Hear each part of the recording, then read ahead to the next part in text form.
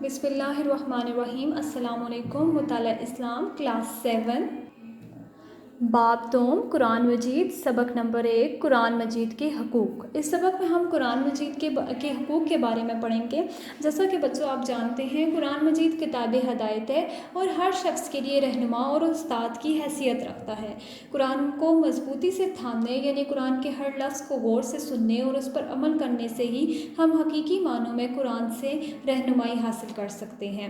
ٹھیک ہے، آج کا سبق ہم شروع کرتے ہیں۔ اسلم صاحب کمرہ جماعت میں داخل ہوئے تو 7ویں جماعت کے طلباء آپس میں کسی موضوع پر گفتگو کر رہے تھے۔ اسلم صاحب نے بچوں کو السلام علیکم کہا۔ طلباء نے جواب میں وعلیکم السلام کہا۔ اسلم صاحب نے بچوں سے پوچھا کہ وہ کس موضوع پر بات کر رہے تھے۔ اسامہ: جناب ہم مسلمانوں کے موجودہ حالات کے بارے میں بات کر رہے تھے۔ اس وقت دنیا میں مسلمان بہت بڑی تعداد میں ہیں، لیکن سب سے زیادہ مظلوم قوم بھی یہی ہے۔ جب ہم اخبار پڑھتے ہیں یا خبریں سنتے ہیں تو زیادہ تر خبریں مسلمانوں پر ظلم و ستم کے بارے میں ہوتی ہیں۔ جناب ہم جاننا چاہتے ہیں کہ اس صورتحال کا سبب کیا ہے۔ ٹھیک ہے، اسلم صاحب: بہت خوب بچوں، اگر سب بچے اسی طرح سوچنا شروع کر دیں تو قوم کی حالت بدل جائے اور ہم دنیا میں ایک باعزت مقام حاصل کرنے میں کامیاب ہو جائیں۔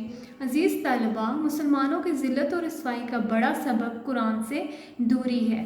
اگرچہ ہمارے ہاں ہر گھر میں قرآن موجود ہے، ہم اس کی تلاوت بھی کرتے ہیں، اس کا احترام بھی کرتے ہیں، مگر جو اس کا حق ہے اسے ہم ادا کرنے کے لیے تیار نہیں ہیں۔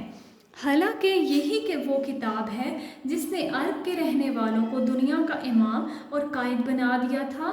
وہ قرآن کے ہر لفظ کو غور سے سنتے اور اس پر عمل کرتے تھے۔ یہ قرآن ہی تھا جس نے انہیں مکمل طور پر بدل دیا اور ایک مثالی انسانی گروہ بنا دیا۔ اس طرح قرآن کو اپنی زندگی میں شامل کر لینے سے بھیڑ بکریاں چرانے والے اور صحرا میں رہنے والے انسانیت کے رہنما بن گئے۔ ٹھیک ہے، اب قرآن پر عمل کر کے وہ لوگ جو صحرا میں رہتے تھے، بھیڑ بکریاں چراتے تھے، وہ انسانیت کے رہنما بن گئے۔ ٹھیک ہے، وہ زمانے میں معزز تھے مسلمان ہو کر اور تم خوار ہوئے تارک قرآن ہو کر۔ یعنی کہ وہ لوگ جو معزز تھے پورے زمانے میں، وہ کس وجہ سے تھے؟ قرآن پر عمل کرنے کی وجہ سے تھے۔ لیکن آج جو مسلمان مظلوم ہیں، پستی کا شکار ہیں، وہ صرف اور صرف اس وجہ سے ہیں کیونکہ انہوں نے قرآن پر عمل کرنا چھوڑ دیا ہے۔ قاسم: جناب کیا اب بھی قرآن کے ذریعے سے یہ تبدیلی لائی جا سکتی ہے؟ اسلم صاحب: کیوں نہیں، قرآن تو وہی ہے جس نے صحابہ کرام رضی اللہ تعالیٰ عنہ کی زندگیوں کو بدلا۔ افسوس ہم نے اس کی تعلیمات کو بالکل فراموش کر دیا۔ ہم اسے پڑھتے ضرور ہیں مگر اس پر غور و فکر نہیں کرتے اور نہ ہی اس سے ہدایت و رہنمائی لیتے ہیں۔ جب تک مسلمانوں نے قرآن کو مضبوطی سے تھامے رکھا، اس کو حقیقی معنوں میں اپنا رہنما سمجھا، اپنے امن اخلاق و معاملات کو قرآن کے مطابق استوار کیا، اس وقت تک انفرادی، اجتماعی اور ہر سطح پر وہ سربلند ہوئے اور غالب رہے۔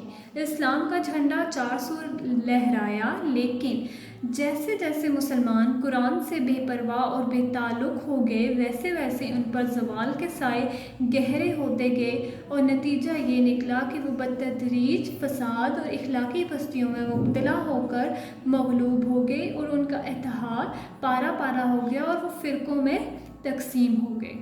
ٹھیک ہے، قرآن مجید کتاب ہدایت ہے، ہر شخص کے لیے رہنما اور استاد کی حیثیت رکھتا ہے۔ دل و دماغ کو قرآن کے پیغام کے لیے کھولنے کی دعوت خود قرآن نے بارہا دی ہے۔ قرآن مجید نے انسان کو بار بار ان الفاظ میں جھنجھوڑا کہ تم سنتے کیوں نہیں، تم دیکھتے کیوں نہیں، تم سوچتے کیوں نہیں، تم عقل سے کام کیوں نہیں لیتے، تم غور و فکر کیوں نہیں کرتے۔ قرآن کی یہ دعوت ہر اس انسان کے لیے ہے جو سننے، دیکھنے اور سوچنے کی صلاحیت رکھتا ہے۔ ٹھیک ہے، پیارے بچوں، آپ کو یہ بات اچھی طرح سمجھ لینی چاہیے کہ قرآن ایک روشنی ہے۔ جیسے سورج طلوع ہوتا ہے تو اس کی روشنی میں سب دیکھ سکتے ہیں، بالکل اسی طرح ہم قرآن کی روشنی میں یعنی قرآن کو پڑھ کر اس پر غور و فکر کر کر ہم حق اور باطل میں فرق کر سکتے ہیں اور اپنے لیے صحیح راستے کا انتخاب کر سکتے ہیں۔ ارشاد باری تعالیٰ ہے، ترجمہ: اے لوگو، تمہارے پاس تمہارے رب کی طرف سے روشن دلیل آ گئی ہے اور ہم نے تمہاری طرف ایسی روشنی بھیج دی ہے جو تمہیں واضح راستہ دکھانے والی ہے۔ ٹھیک ہے، اپنے لیے صحیح راہ کا تعین کرنے کے لیے ہمیں قرآن سے ہدایت اور رہنمائی حاصل کرنا ہوگی۔ ہمارا اصل کام یہ ہے کہ پوری دیانتداری کے ساتھ پہلے یہ سمجھیں کہ قرآن مجید کی ہم پر کیا حقوق ہیں، پھر ان کے بہترین طریقے سے ادائیگی کی فکر کریں۔ ٹھیک ہے، آئے ہم احمد جناب حقوق العباد اور حقوق اللہ کے بارے میں تو ہم جانتے ہیں، ہمیں بتائیں کہ قرآن مجید کے حقوق کیا ہیں۔ ٹھیک ہے، اسلم صاحب، پیارے بچوں، قرآن مجید کے ہم پر 5 حقوق ہیں جن کا ادا کرنا ہم پر فرض ہے۔ قرآن مجید کے حقوق یہ ہیں۔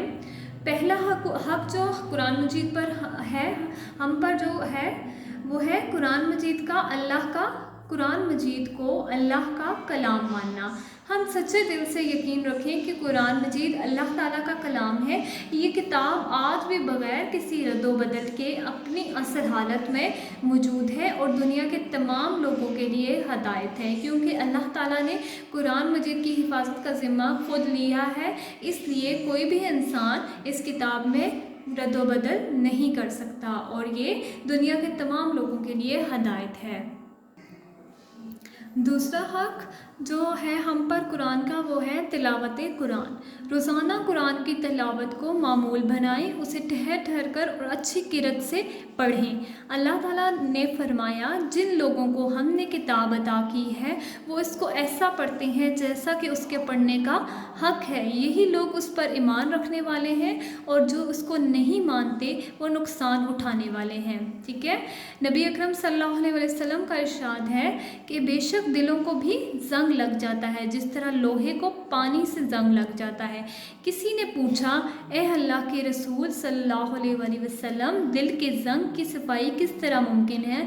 تو آپ صلی اللہ علیہ وسلم نے فرمایا، ہر وقت موت کو یاد کرنا اور قرآن مجید کی کثرت سے تلاوت کرنا۔ نیکسٹ ہے قرآن مجید کو سمجھنا۔ قرآن مجید کا ترجمہ سیکھیں، اس کے معنی اور مفہوم کو سمجھیں اور اس پر غور و فکر کریں اور اس سے نصیحت حاصل کریں۔ بچوں، ہم قرآن مجید کو جب سمجھیں گے تو تبھی ہم اس پر عمل کر سکیں گے۔ ٹھیک ہے، نیکسٹ ہے ہمارے پاس قرآن مجید پر عمل کرنا۔ ٹھیک ہے، قرآن مجید نے جس چیز کو حلال قرار دیا ہے اسے حلال جانیں اور جس چیز کو حرام ٹھہرایا ہے اس کو حرام سمجھیں۔ قرآن مجید کے ہر حکم اور ہر نہیں کو عدل و انصاف پر مبنی مانیں۔ زندگی کے تمام مسائل میں قرآن مجید سے رہنمائی لیں۔ ٹھیک ہے، قرآن مجید پر ہم اسی طرح عمل کر سکتے ہیں کہ جس چیز کا قرآن میں بتایا گیا ہے کہ یہ چیز حلال ہے تو ہم اس کو حلال ہی سمجھیں اور جو چیز ہمارے لیے حرام ٹھہرائی گئی ہے ہم اس کو حرام ہی سمجھیں۔ ٹھیک ہے، اور اس کے ہر حکم اور ہر نہیں کو عدل و انصاف پر مبنی مانیں اور زندگی کے تمام مسائل میں قرآن مجید سے رہنمائی حاصل کریں۔ ٹھیک ہے، نیکسٹ ہے قرآن مجید کی تبلیغ۔ قرآن مجید کی تعلیمات کو دوسروں تک پہنچائیں۔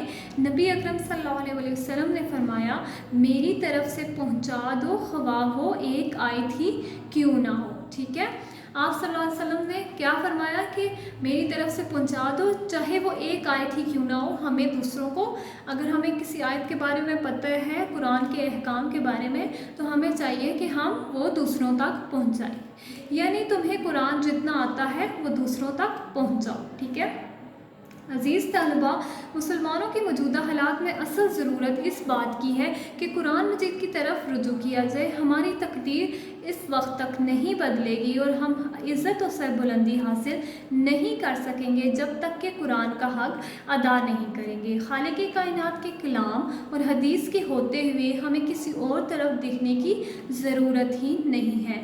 عہد حاضر یعنی کہ آج کل کے دور کے علوم ہمیں اسی وقت فائدہ دے سکتے ہیں جب ہم قرآن پاک کے معنی و مفہوم کی روشنی میں اسلامی تعلیمات کی حقیقی روح تک رسائی حاصل کر لیں۔